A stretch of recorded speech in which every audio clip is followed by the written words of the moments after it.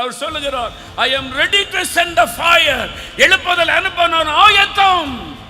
எலியாக்கள் எங்கே மகனே? சபை ஆயத்தமா?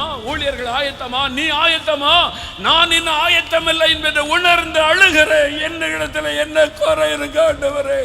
ஏன் எழுப்புதல் இன்னும் வரவில்லை? இத்தனை வருடமாய் ஜெபித்தோம், நாங்கள் எதிர்பார்க்கிற எழுப்புதலை பார்க்க முடியலையே.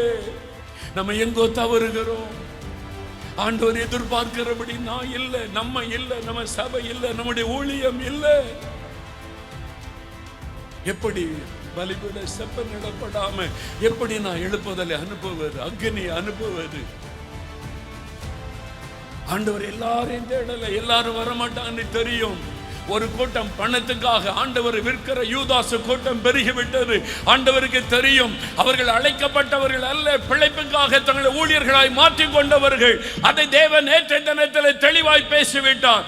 அவங்க ஊழியர்கள் அல்ல, அவங்க பிழைப்புக்காக வியாபாரத்திற்காக சபை நடத்துகிற கள்ளர்கள். ஆனால் நீங்கள் அப்படி அல்ல, தெரிந்து கொள்ளப்பட்டவர்கள், அழைக்கப்பட்டவர்கள். ஆகவே தான் இங்கே இருக்கிறீர்கள். ஒரு சிறு கூட்டம்